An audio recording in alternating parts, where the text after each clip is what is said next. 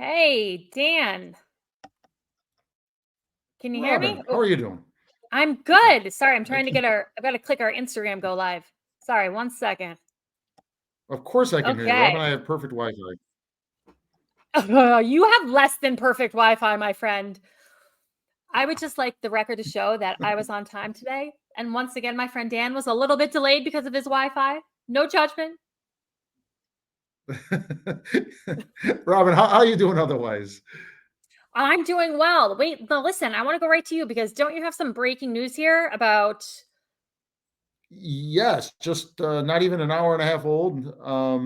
There was a big press conference at City Hall at 11 a.m. just an hour and a half ago, not even, announcing the Belmont on Broadway Festival, a 6-day fan fest celebration is one of the taglines to it. It's going to be June 4th through 9th, obviously coinciding with the not just the Belmont Stakes, but a few days before that, as well as the 4 days of racing for the Belmont.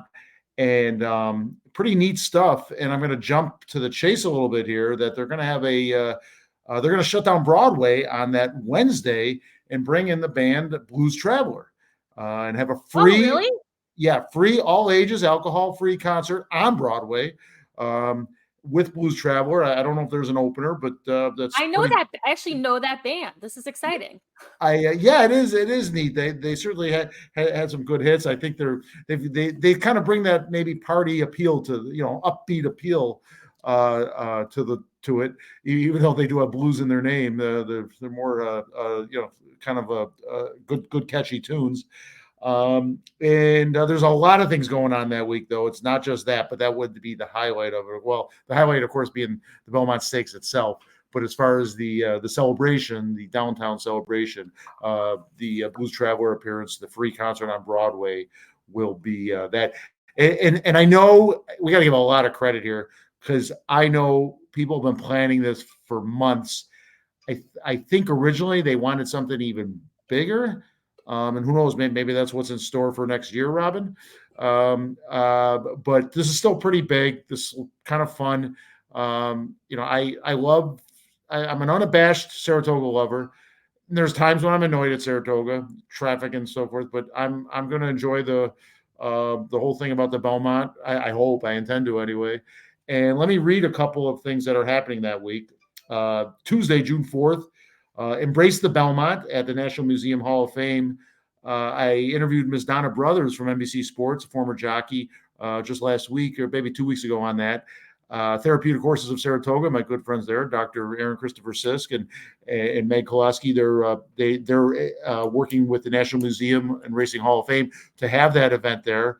That's going to be kind of a Belmont handicapping thing, but for non-handicappers is the way I see it. That's kind of neat.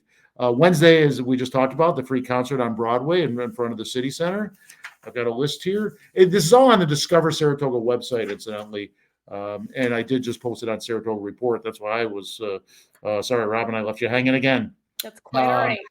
Thursday, June 6th, the Belmont Gala at the National Museum and Racing Hall of Fame. Friday, Hardy at Saratoga Performing Arts Center. I believe that's an up-and-coming country band.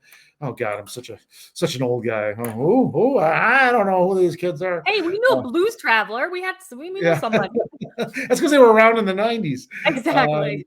Saturday, need I mention what's happening Saturday? The 156th running of the Belmont Stakes at Saratoga Racecourse. Sunday, June 9th, the Opera Saratoga Gala at Canfield Casino. Plus live music, watch parties, a storefront window decorating contest organized by the DBA. Shout out to them. Good. That's going to be fun. And apparently a lot more. That's what I have right now. Well, it sounds like it's going to be a crazy week in Saratoga. Lots of fun stuff. I'm hoping, of course, public safety has, enough money and resources to be able to handle that week because, man, is that going to be a strain on them? We're talking. It's more than just crowds. It's dignitaries. It's celebrities. It's a lot going on here. God forbid if it's a Triple Crown race, right? If there's a Triple Crown on the line.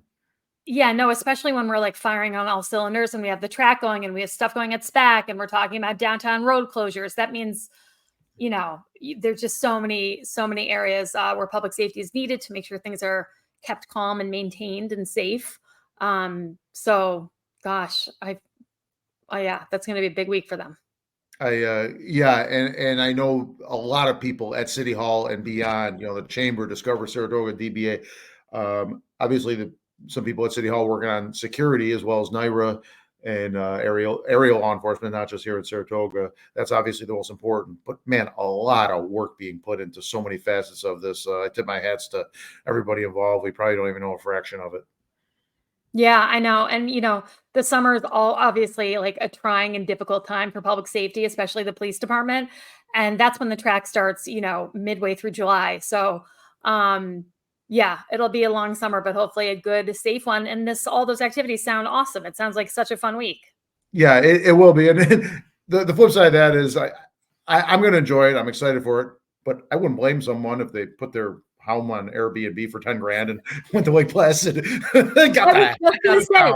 I was just going to say the only silver lining of my not putting my house on Airbnb, because I'm pretty sure on Caroline Street where we're located, I could be charging a bundle, is that I'll get to enjoy Belmont on Broadway because I'll be here. Yeah, exactly. I moved here partially because of things like that. That changed somewhat when I got married and had a family, but only somewhat. And my daughters, we don't go to the track too often, but they enjoy Saratoga and they enjoy the track. Yeah, awesome. Well, thank you for bringing us that news. That's exciting. Even more to look forward to. Yeah, exactly. So, do we want to transition into one of our other kind of newer news stories here? Go for it.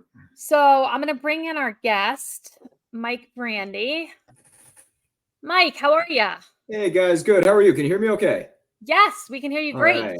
Good to see you both. Good to see you as well. So, Mike, you're here in, two kind of capacities. First, you are the chair of the Saratoga Springs Republican Committee. I just want to point that out as one of your leadership roles here. And you are also an attorney. And we were very happy to come on today because there's been this request for proposals that's gone out from Commissioner Dylan Moran's department, the accounts department, that was just posted on Saratoga Springs Politics blog, that indicates they're looking to hire attorneys for 3 of the specific departments in City Hall. So the RFP is looking for a request for proposals for an attorney for the Public Works Department, an attorney for the Commissioner of Accounts Department, and an attorney for the Finance Department, which would be in addition to our city attorney and assistant city attorney, and labor attorneys and so forth. So I know this has kind of struck some alarm with some people, and we would love to get your thoughts, Mike, on whether or not you think this is needed or kind of what the ramifications might be if it goes forward. Yeah, I mean, it's really a pretty unprecedented proposal. What's essentially being proposed, as I read it, it's kind of a poorly drafted RFP because it's so vague. But essentially, this would be in-house counsel for 3 of the 5 departments. The services detailed in the RFP, they're redundant. Those are already under the purview by the charter of the city attorney, and all these departments have access to the city attorney. It's not clear if the city attorney, I have no reason to believe that they're overwhelmed, that office. I mean, there's 2 attorneys in there and an executive assistant who are handling those matters. So I don't see any reason to believe that they're overwhelmed or otherwise incapable of doing the work. So best I can discern, this is because Dylan Moran is unhappy with the answers he's getting. And so he wants to hire someone who's going to give him the answers he wants, whether it's on call or what have you. I will say that is kind of the impression I got when I was reading it, is that it almost seems kind of like doctor shopping, so to speak, and I say that also in the context of there have been opinions from our city attorneys over the last couple of weeks that haven't carried weight with some members of the council. Like they've sought the opinion of our city attorneys and then they've kind of dismissed those opinions because they didn't like them. It didn't suit them. Exactly. And one thing that comes to mind aside from the on-call issue is the short-term rentals. Dylan's big talking point was short-term rentals are already illegal. And he was putting it on Facebook. He was saying it at meetings over and over again. Well, it turns out if you actually sit down and read the section he was citing, it clearly doesn't apply to short-term rentals. It might apply if you're renting out a room in your house, but the traditional Airbnb where you rent out the entire house, it just doesn't apply to that. So the city attorney actually issued a contrary opinion to Dylan Moran. I'm sure that didn't make him happy because it probably didn't make him look very smart. to the public. So he's looking, it seems to me, for someone who's going to give him the answers he's looking for. Legally, it's questionable whether you can do it under the charter. But the thing just at a surface level that gets me, this is going to be very expensive. We're talking tens of thousands of dollars likely for services that are already provided by a city attorney's office that by all indications is competent and able to do these services. For a city that's already paying a lot of money to both in-house and law firms on many different things, you and I being attorneys, we should be happy with this. It's full employment for attorneys everywhere. Well, we'll see. I'm going to put in a proposal here. We'll see if Dylan accepts it. As the one non-attorney, I beg to differ. So my only kind of observation on the city attorney's office when I was in City Hall was that Vince Dillenardis was there, as was Tony Izzo, and they were, jammed. Their plates were seriously, seriously full. And so my only thought was that I think Dave Harper is part-time right now as our city attorney. And I would certainly support his going to a full-time position. I think you do need 2 full-time city attorneys with the amount of, issues and things that they do day to day just to help the whole city council. But as you did mention, and I think it's important to point out, the city attorney is a political appointment, but that's made by the mayor. And they do also report into the mayor's department. And I know there has been in the past, I think around 2015, when there were some issues with Joanne Yepsen, I believe some of the members of the council might have floated the idea of having their own attorney when those kind of ethics issues were going on with Joanne Yepsen. And I also recall there being kind of a conflict with how the charter read and wanting to have individual legal representation for departments. Yeah. So you've got issues with the charter itself. And then you probably understand this as well. From an attorney's perspective, if you're representing, so if you gameplay this out, someone's brought in to represent the accounts department. That is their client. They're going to be being paid by the city, and their retention is approved by the city council. Now, what if the council and the accounts department disagree? What if the mayor refuses to sign something that the accounts department wants signed? Well, then that's going to give rise to an Article 78. Who is suing who? Who's paying for it? I mean, the ethical, it's an ethical minefield for any attorney that's going to go after this and try to chase some easy money. It's going to be a bit of a mess. And knowing how Dylan operates and things like this, it seems likely that it's going to get into some sketchy grounds here. A quick interjection there, and I know you know the answer, but I gotta emphasize it. Who's paying for it? We are, the taxpayers. It's always the answer. We're paying for it. That's the number one concern here, right? That's all the legality, ethics, all this aside. This is bad government. How many? There's not 2 popes. Right? There's not 2 captains of a ship. There's a city attorney because you need a centralized repository for this advice, for the communication from the city. All of a sudden, we're going to have attorneys issuing opinions on behalf of the accounts department, which conflict with the opinions of the city attorney, which might conflict with the opinions of an attorney for the public works department. It's ripe for issues. I was just going to say, one of the pitfalls we know of having a commission form of government is that it's easy for the departments to get siloed. And only 2 people can talk at once. Otherwise, it triggers open meetings laws. And so it's already really difficult, in my opinion, to build consensus with your fellow commissioners and the mayor to get normal legislation passed. If you also have to build consensus amongst the attorneys as well, that just seems like it would just add so much more time and really time to getting a resolution up and getting it voted on. Absolutely. That's going to be expensive. We're going to be paying attorneys to talk to each other. I mean, this is just can we go 14 days in the city? I just want 2 weeks of no blaring dysfunction. That's all a reasonable thing to ask for. It'd be nice. It'd be nice. I take a bit of blame for that. I wish we could have found additional candidates last year, but it was a tough pool to pick from. We just lost 5 seats 2 years prior, so it was tough to recruit people. And I think this time around you'll see a different looking slate, because we've shown people that we can win on row B, and certainly one Saratoga playing a role in that as well. I mean, I actually do think the city council is functioning fairly well, all things considered.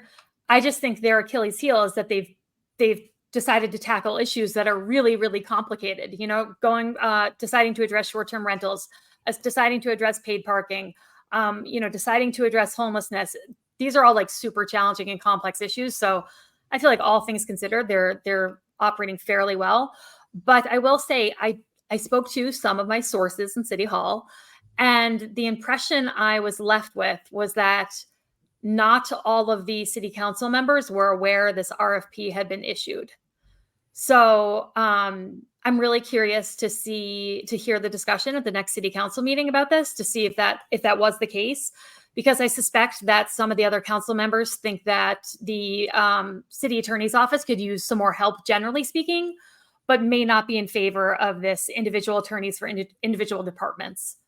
Yeah, that's if that's the issue, that the city attorney's office is overworked and is not being responsive, then there's ways to do that. You can bring in, and it's fairly common to bring in an outside firm to assist the city attorney with those general services. The city attorney is still the city attorney. Your individual commissioners cannot reach out to that firm, and your requests have to go through the city attorney. So they're there to serve the city attorney's office, who retains the powers under the charter.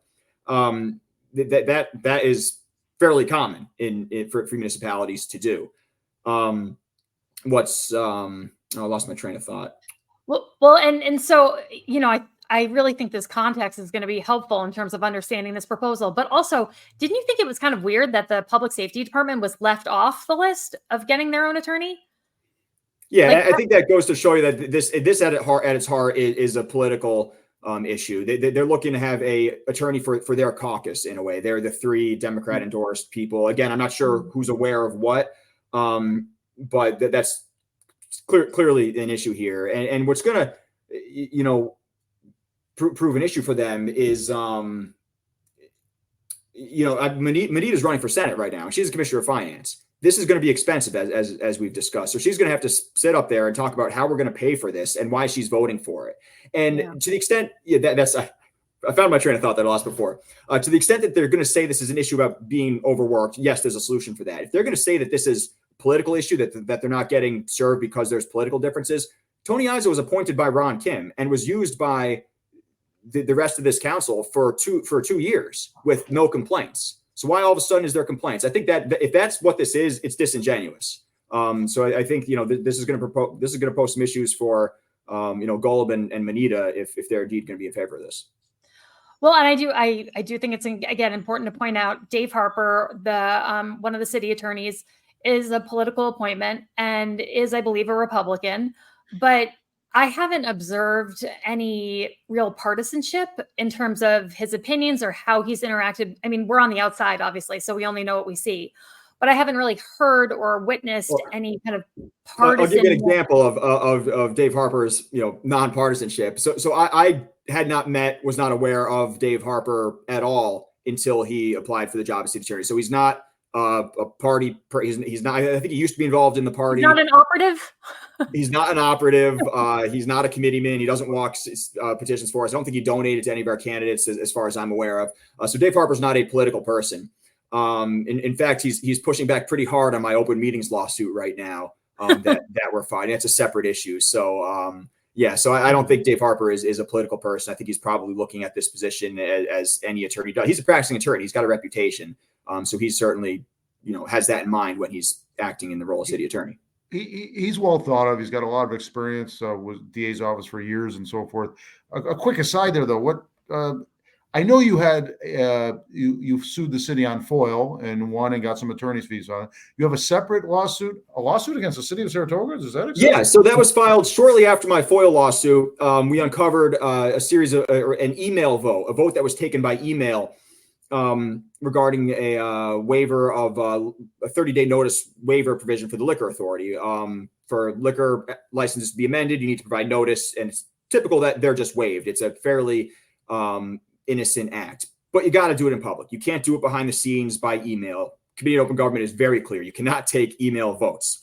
So I filed suit on that shortly before Election Day last year. I proposed to the city council, new council. I said, all right, let's get rid of this thing. Let's try to settle it.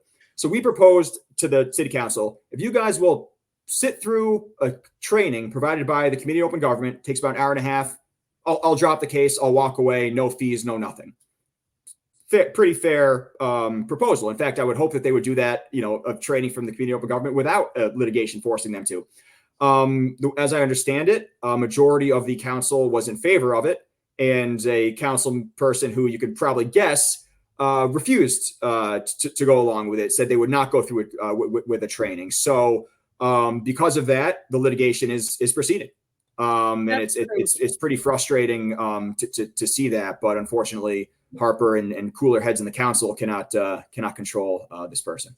I know what was offered in negotiation, but what were you asking in the lawsuit? What can the Committee on Open Government do? There's limited, a violation. Right? Yep, a violation of the open meetings law can be. There's a few different statutory remedies. One, you can get a pretty much a declaratory judgment from the court that a violation did take place, that this was illegal. You can't do it. Okay. The second thing is if the court determines that a vote was taken in violation of the open meetings law, attorney's fees are mandatory. So like last time with the FOIL suit, I was awarded my attorney's fees from the city. Dylan Moran actually voted against paying them despite the court order. And the third thing you can get for open meetings law violation is the court can actually order training. They can say you're required to undergo this training. So I've asked for all three of those things. So I was willing to waive entitlement to fees. I didn't need any declaratory judgment, or I wasn't even asking for an admission. And actually, the city already admitted last December in two separate resolutions that this was a violation by resolution. Are you the attorney, the client, or both? I'm the client in this one. My attorney is Chris Obstarzik. Okay. Excellent. Thank you. So we'll be seeing, we submitted our that's going to be fully submitted to the court. There's a conference coming up. We should have resolution on that fairly shortly. Well, I will say it was like kind of shocking to me, like when I was going on the city council, that like there's no training at all, like about anything. You're just kind of thrown into it. And fortunately, I've been on enough boards that I'm familiar with Robert's Rules of Order, for example, which is how the meetings are run. But you would think that any city council person would want to have a refresher on open meetings laws, Robert's Rules of Order, just general procedural stuff, so they make sure they're staying on the right side of everything. Seems like it's to protect the city. It's to protect our rights as citizens to have access to things we're supposed to have access to ensure that these things going forward are done the correct way. And in the course of the open meeting suit, I did a FOIL request that revealed in the 6 months prior to the lawsuit being filed, there were 7 instances of the prior council voting by email and even text message. So this was something that was going on rampant under the prior administration. And it has to stop. And I understand I foiled additionally, and it seems to have stopped, or at least I'm not receiving evidence of further email and text voting, but it was a rampant practice under the prior administration. Well, that kind of makes sense to me because the prior administration had literally zero experience. They were almost all brand new when they took office. And I noticed they were pretty unfamiliar with a lot of how things were supposed to be kind of just running and operating in general. Right. And a big issue there was gutting the city attorney's office early on. They lost any sort of guidance, any sort of municipal law experience. And by the time they brought ISO back on, I don't know to what extent they were listening to Tony back then or what extent he was offering, the advice that was needed. And that's, of course, Mike referencing Mayor Kim letting go the city attorney because he felt basically that he and his deputy mayor could do all the legalese themselves, which was obviously an extremely misguided opinion. It was actually during one of those council meetings, though, early on in that term, that this issue came up from Commissioner Moran of needing his own legal representation because they had let go this. They had nobody. And so in that instance, to me, it made sense because, you have to have a city attorney. It's the same issue there in a different light, where if Kim is the city attorney, he's also the mayor. So how can he give a fiduciary duty to Dylan Moran or to the city when he has his own interests as the mayor's department? It's the same issue with Dylan Moran having his own attorney. How can that attorney be representing the city on one hand, the accounts department on the other hand, and other commissioners on the other hand? It's just a mess. It's just a terribly thought out proposal. Yeah, who's your client, right? Exactly. I'm just thinking out loud here, Robin. I just want to tell our viewers, and Mike, you're a great guest. We like to have you on now and again. You are partisan. You slip it in. You give objective things, and I'm good with that. But Robin, I'm just thinking out loud. Perhaps next week, if this issue doesn't get moved off by a bigger issue, because Saratoga being Saratoga, there's a city council meeting between this meeting and next one. We may want to invite Dylan Moran on. He will decline. He will decline, I bet, because he. When it's a hot issue, he declines. I get that. But maybe we invite somebody else from the city council or somebody else to give a view, just so we always strive to be balanced on this podcast. And I understand that completely, Dan, but I will say, I'm not in this position because I'm a Republican. I'm in this position because I care about the city, and this is, what I know. I know politics. I know this part of the law, and so this is a position where I feel like I can be of service to the people. I'm not trying to be a judge. I'm not trying to do anything. This is just something I do because I do care about the city. We moved here for a reason. So it is coming from understanding the title and the inherent, bias there. Everything I try to do does come from a nonpartisan place. Yeah, I believe this. Some of it, and maybe you're doing it subconsciously. You're slipping in occasional, and I get that. I'm listen. Well, I'll say the city suffers when it does not have a two-party system. My desire to have Dylan Moran out of office, I think, is something that should be shared by all members of the public, not just Republicans. I think Democrats should be equally concerned with his conduct. I think, frankly, a lot of what he's done is dangerous, and it might sound inflammatory, but I truly think it is. And I think people got to read the news, pay attention to what's going on. He's being sued again. We just settled. He was named in the notice of claim for Maryland Rivers suit. We just settled that for $100,000. He's being sued again for retaliation, all sorts of nasty things. And as I understand it, there's more out there. So it's concerning to me as a citizen, regardless of politics. I have no concerns about him. In fairness to him, that lawsuit is still ongoing, unproven allegations at this point. I will say, what saddens me about Commissioner Moran is that I do think he's gotten himself into some hot water through his actions and behavior. But it's a bummer to me because I do think he has so much passion for the city, and I think he really, truly loves Saratoga Springs. I just sometimes think he gets the better of himself. But, he seems to work extremely hard, and he does tackle really challenging issues that people, previously have ignored. And so it's kind of a shame that some of his kind of antics, for lack of a better word, get in the way of having a more positive output. And you're trying to think, I wonder what might have been, if he came up in a council that didn't have Kim and the acrimony and where this kind of behavior was accepted. If he was told early on, hey, that doesn't fly. That's not how you conduct yourself. Maybe it'd be different, but it's what we got. Well, I'm definitely going to invite him on next week. And in the past, he has been really I'll be watching if you do. He has been open to coming on and addressing things that, are important for the public or that he wants to clarify. And so hopefully, he'll consider coming on. And Dan and I always try to make people feel warm and fuzzy. So, it wouldn't be like hardball over here. But well, I hope he does come on, because I think the public deserves to hear from him and hear some answers on regardless of the warm and fuzzies. I think it'd still be valuable. I agree. And we do have Commissioner Songvi, I believe, coming on in mid-May, which I think having her address the financial component of this would be very important, because I do think if you're hiring 3 additional attorneys, that's like hundreds of thousands of dollars pretty much.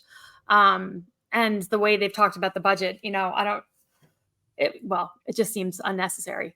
But I'll be interested to see at the next council meeting, see what this is really, the kind of genesis of this was. If it really is because Commissioner Moran feels everyone needs their own attorney, or if it came out of this kind of need for more support in the city attorney's office, because that's such an important distinction. If that's what it is, then it's got to go through the mayor's office. That department is under that's like if Tim Cole was trying to bring in more help for the assessor. It's just, different silos here. Yeah. I mean, you usually don't write a resolution that has to do with other departments. You write it for your own department, if you don't put an RFP out for other departments, it's kind of unheard of. Well, Mike, thank you so much for joining us. This was great. We really appreciate your observations and insight on all. Anytime, guys. It's always a pleasure. Is that a Rangers hat there? Sure is. Okay. Got the sweep. On to the Hurricanes. Let's go get them. Good for you. I wish them luck. Me too. Go New Yorker. Go Rangers. Love it. Thank you, Mike, so much. We appreciate it. Yeah. Thanks, Mike. Bye. Well, that was so interesting.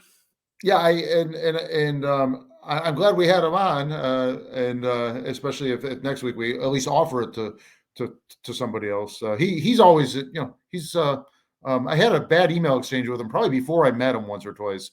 We had a little bit of a tit for tat kind of thing, and just not horrible, not ugly, but just a little poking. And since I met him, I can't help but like him.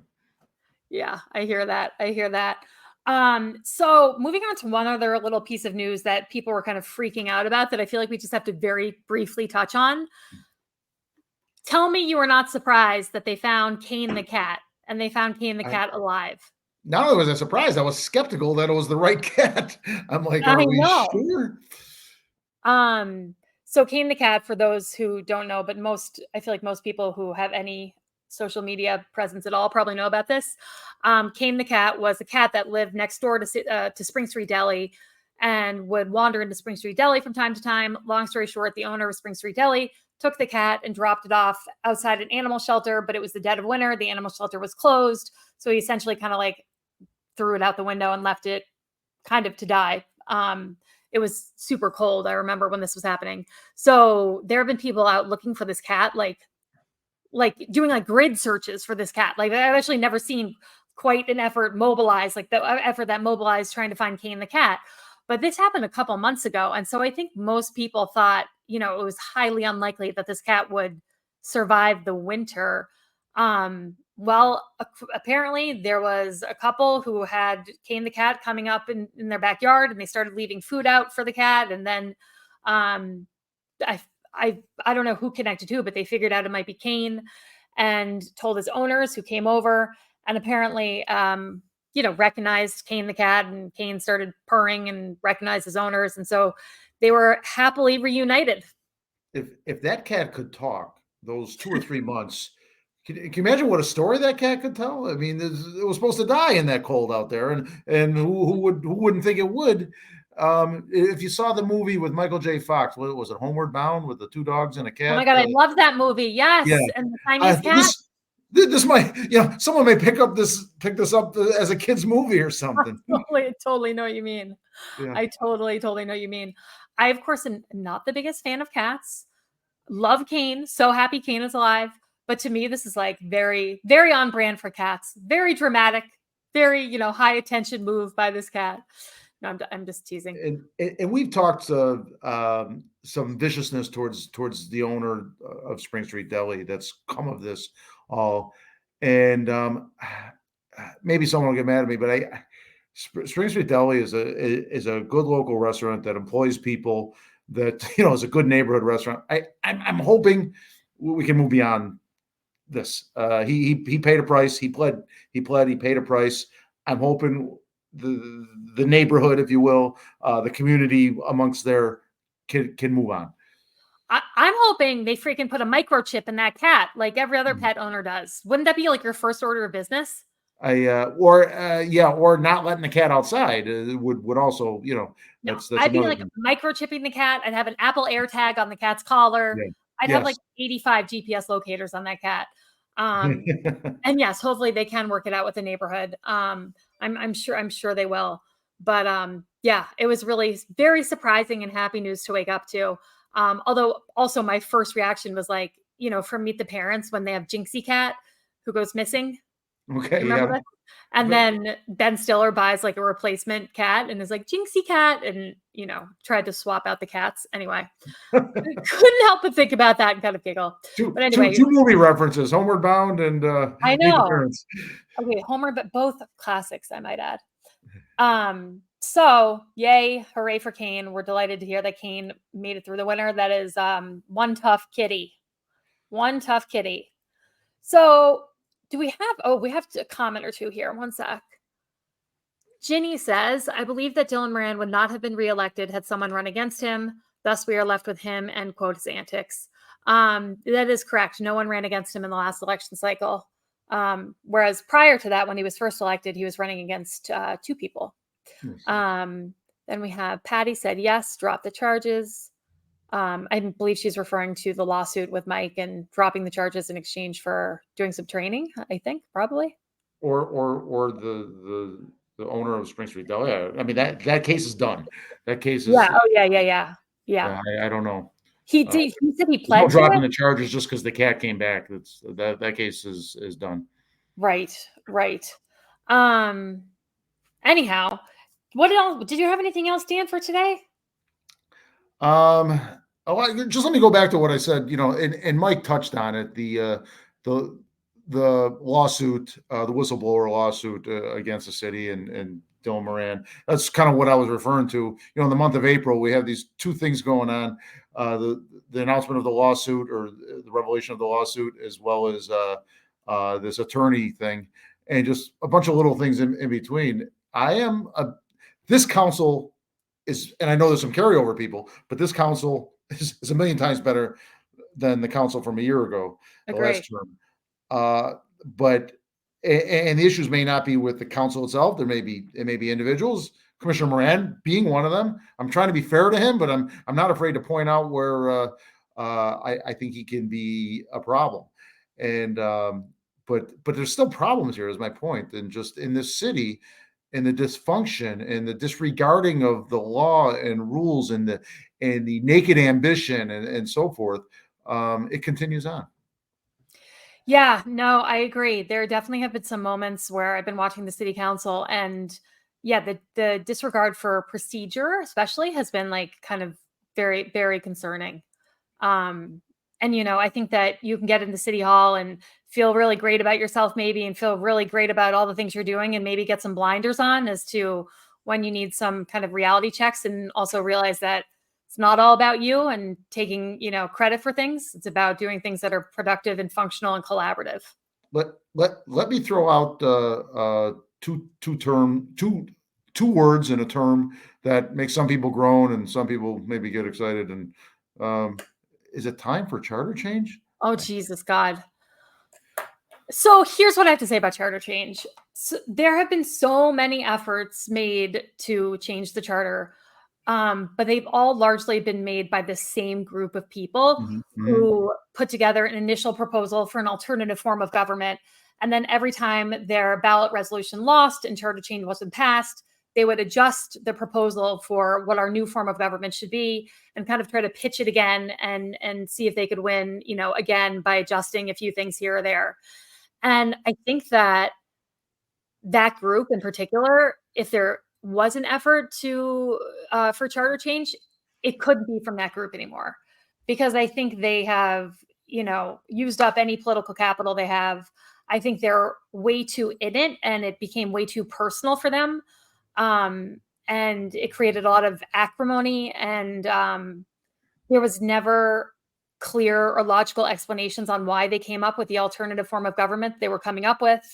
And it was just rife with drama and nastiness, and as a result failed every time. So I'm personally more a supporter of what we have written into our charter already, which is every 10 years you put together a charter review committee who reviews how the charter is working for the city government and ways in which they could streamline things.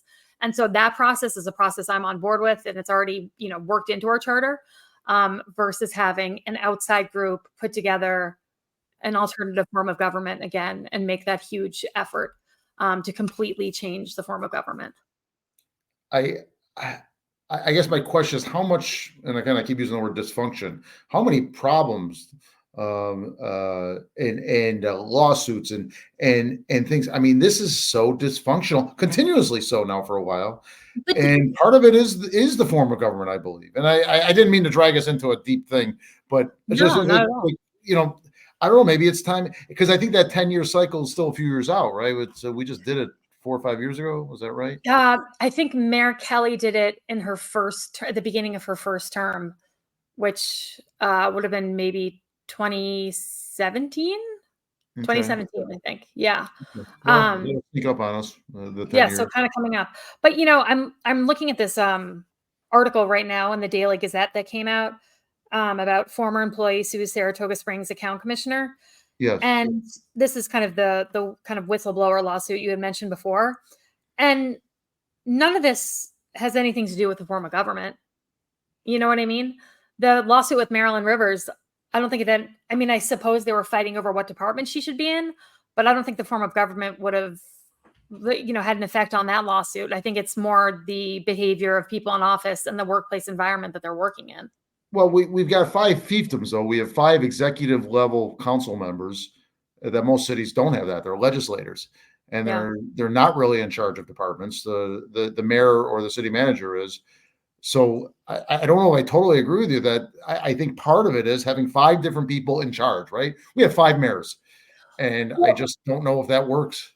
I think it's all about their mindset. I mean, to me, it was like the obvious pitfall of this form of government is getting siloed. And so going into this position, you want to make every effort possible to keep the communication channels open and communication going.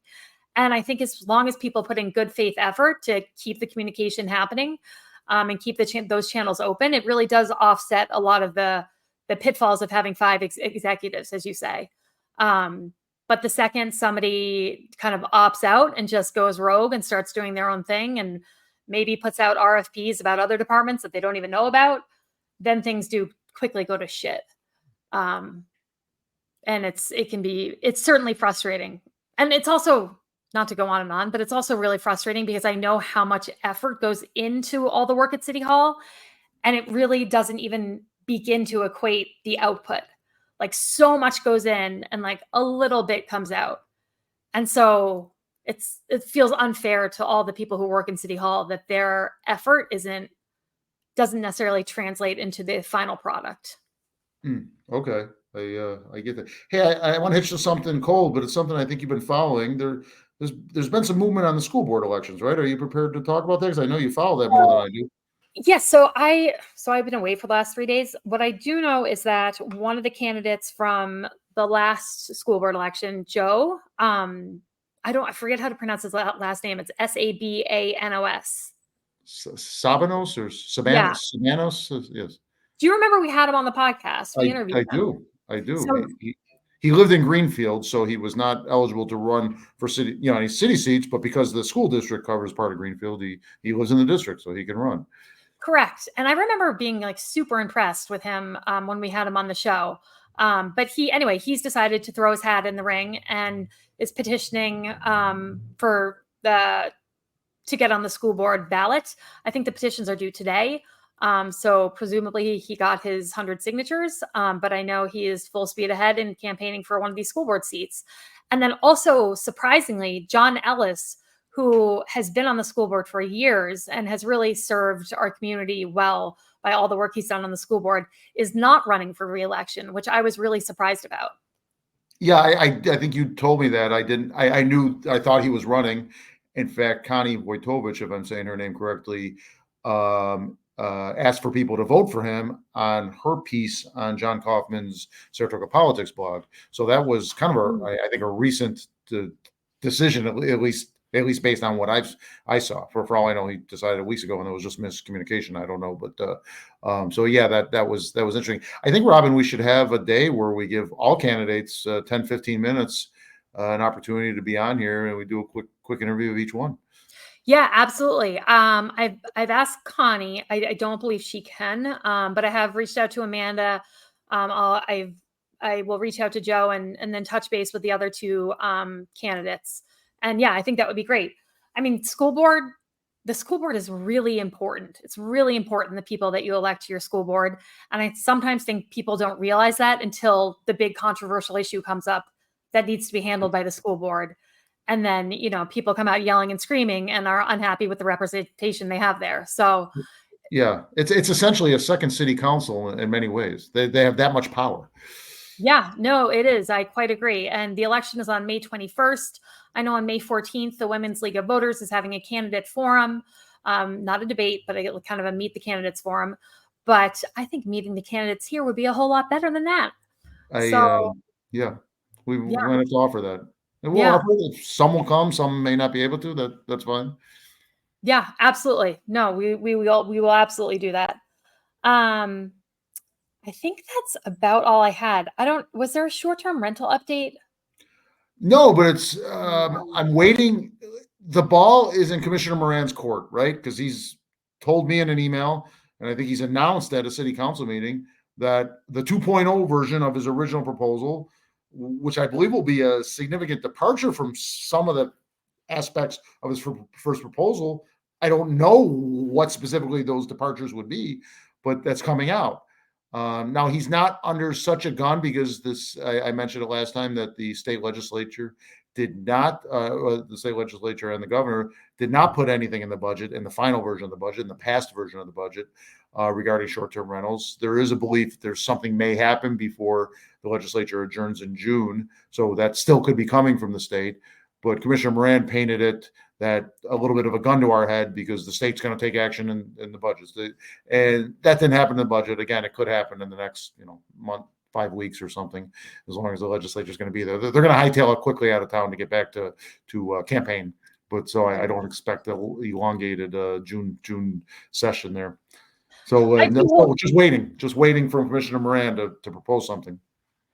And it is such a complicated piece of legislation, and so I'm sure it's taking some time. And hopefully, I'm sure he's been taking in the feedback from the public hearings. But hopefully, whatever is proposed, there's also an ample amount of time to kind of digest it and let the public respond again, because I think it's worth going through a second round of that, depending on what he's proposing. And obviously, it's not going to apply to this summer, so I think time is a good thing here. Yeah, and the gentleman we had on, the short-term rental expert, Goodman, I believe, Jeffrey Goodman. Yep. Yeah, he said one or two things that really hit home with me. He said, if you're trying to make everybody happy with your short-term rental policy, that's a fool's errand. You will not do that. And then he's kind of continued on that vein and said, my term here is someone has to be daddy and tell whoever it is, this is the way it is. And here's the reasoning behind it. Don't you mean somebody has to be mommy and do that? Kidding. Yeah, mommy. Yeah, I don't want to be sexist here, mommy or daddy. But they have to. I believe they'll do the right thing for the right reasons. And again, they have to set goals. What are the goals? And he listed, each different municipalities have different goals for their short-term rental program. I want to hear clearly what the goals are in this one. Yeah. That's been my biggest issue with this, which I've expressed on this podcast before, is that it seems like we're kind of looking at a moving goalpost all the time. And I'm not really sure what the priority is to get accomplished. And I think Jeffrey Goodman said this as well. He was like, what do you want your community to look like in 5 years with this piece of legislation in place? And kind of like, how do we visualize the goal of how this is put into practice? Yeah, exactly. My goal, of course, is just to have a clean enough house. I was just going to say my personal goal for short-term renting is just to have, with my house with 4 kids, clean enough such that I could do an Airbnb. Because right now, the idea of cleaning it and getting it all prepped for anyone to come in June makes me want to, it would have to be my full-time job. It would have to be my full-time job. The potential money is eye-popping, and you're right. I would have a similar challenge, probably some repairs on top of that. But then I just don't know I can have anybody in my house. I just don't. Sleeping in my daughter's bed, sleeping in my bed. I don't know if I'm up for that. Even though I can pocket $10,000 in 5 days. Yeah. We actually did it 2 or 3 times over the last couple of years, and it was actually like fantastic all 3 times. Like the people who came were like grown-ups, responsible. There weren't that many of them. They left like a gift for us at the end. Like it was just a really positive experience. And my God, you can make a shit ton, excuse my language, but you can make a lot of money, especially living on Lower Caroline Street. Although also living on Lower Caroline Street, we got so many like groups of like 15 guys who were coming for the weekend to see Dave Matthews, who wanted to rent our house. And I was like, absolutely not. Hard no. Yeah. But anyhow, I think that's pretty much all we have for the week, unless we want to do some cheers and jeers. I've got 1 or 2. Okay, let's do it. Cheer and jeer. What do you have? Okay, my first one, it's not really a jeer, it's a pet peeve, okay? The band Blues Traveler is coming. I'll wait for the graphic. My fancy graphic. Okay. The band Blues Traveler is coming, as we announced earlier. It's not Blues Travelers. It's Blues Traveler. And it's not Chianti's. It's Chianti. So kind of a fun pet peeve of mine. But it does bother me when those mistakes are made. So singular, not plural, people. Yes, exactly. my cheer was, I was scrambling, as you know, Robin. I couldn't help you. Robin does 98% of the back work on this podcast. Cheers her, and she asked me to do some of the front work here, the back work here to set this up. I was too busy scrambling on Saratoga Report to put out word of this press conference earlier. So I'm searching news. Who's the first with it? Channel 13, I think usually it's Mark Mulholland, always gets Saratoga news. They had it last night. They announced early that they, basically it was, sources indicate it's going to be Blues Traveler. Again, that's not hard news, but it's fun news, right? So good for them. Good for them. And the Daily Gazette, soon after the press conference, had something up. And at least searching Google News, I couldn't find anyone else that had it up as quickly as Channel 13 and the Daily Gazette, who both lead their categories, TV and newspapers, respectively, in the amount of Saratoga news and the timeliness of it. I think they're the best of the two, or the best of the two categories.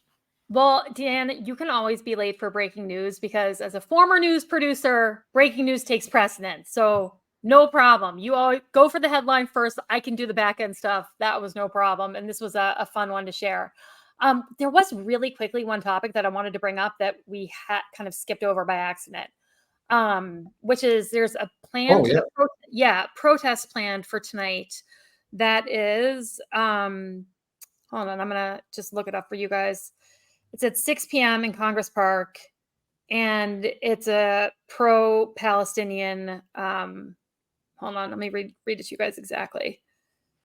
Okay, Saratoga BLM is one of the sponsors, and it is a May Day rally for Palestine in Congress Park today at 6 p.m. I have a hard time with this. I do. I'm surprised it took this long to get to Saratoga when you think about it, with what's going on in the college campuses and so forth. True, especially given how active Skidmore usually is. Yeah. But just given, I guess, what's going on at other college campuses, given what I'm seeing at Columbia University, it's been really, I'm going to curse again. It's been really fucking disturbing. Really fucking disturbing. And so I guess it just gives me pause on any kind of rally or protest that's going to be pro-Palestinian, because these things just seem to be laced with such an undercurrent of anti-Semitism and kind of violence. And I'm not going, suffice to say. I suspect this will be one of many, right? Here in Saratoga, I don't think there's gonna be one and done. I hope not. As long as this issue keeps on going, as long as Columbia University and many other institutes, colleges and so forth are having these problems, I think we're going to continue to have the protesting from both sides, right? From both sides of the issue. I did see something. I did see a statistic that young people, under the age of 30, I don't know what that exact line is there, but a large number of young people are siding, I'll say against Israel, from what I've seen. You just triggered the world's largest eye roll for me. When you're in college, you're in a totally different mindset. You're down for a cause, whatever the cause is. I protested at Cornell. I look back, I still think what I was protesting for was the righteous cause. But college campuses are not a reflection of the real world in any way, shape, or form. And I understand obviously the importance for, younger students and college kids to protest in general, and the impact that's had on, our society and our culture and our politics in America for, decades and decades. But I don't take it that seriously. Is that bad to say? I guess I wasn't so much referring from what I heard, and I'm just quoting a statistic that Scott Galloway, a podcast I follow, mentioned once 3-4 weeks ago. And so I don't know what the line is, but it sounded like it was a little beyond college. It was just an age based, which obviously includes college when you're going below a certain age. So I just sort of, I don't know what to think about all this. I pay attention. I've been trying to pay attention to it all. And, perhaps some people are saying, well, my God, Dan, you got to think this. And I'm still taking it all in. Okay. So for me, it's just, I understand the issue of the humanitarian crisis in Palestine. I totally get that. And I think some of the things that have happened, with not being like the World Food Kitchen, not being able to get food in for, some time, have been atrocious. And I haven't always agreed with everything Israel has done in this conflict. But my real problem is I especially don't understand how a younger generation who's so sensitive to people being marginalized or victimized, or having hate thrown at them, how they could allow for so much anti-Semitism to be, again, the undercurrent of so many of these rallies, and how they could not acknowledge that Jews have been, brutalized, victimized, victims of hate, for forever, for centuries and centuries. That, how do you not acknowledge that? It's bizarre. It's crazy to me. It's like I feel like I'm taking crazy pills. Exactly. So many things that come to mind. I mean, I don't believe it's propaganda. I think children are starving there. And obviously what you said about the Jews, what they've gone through in history, and this unprovoked attack from left field, so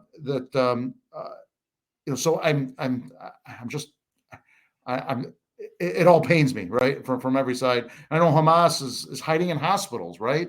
So it's insane. We're so fortunate here in this country. I don't know if Americans appreciate how fortunate we are. I totally fucking agree, because if I was just to get in the mindset of being a student at Columbia University, this prestigious Ivy League college, paying what you're paying to go there, taking out loans or however you're financing your education to be there, somehow getting into the mindset of smashing windows to get into, one of the halls, to raise the Palestinian flag, to, occupy buildings, to do the shit they're doing. It's just beyond me. It's just beyond me. So many people would kill to be in the position they're in and get the education that Columbia offers. And that seems like it's the last thing, on their mind, that they just want to raise fucking havoc instead. And it's like, what the fuck are you doing? You're there to learn. Go back to fucking studying. Sorry, I'm cursing a ton, but it just really, really bothers me. It is an obvious comparison, but it really does. There seems to be so many parallels with the Vietnam War and the protests and so forth. 50 plus years ago, 55 years ago.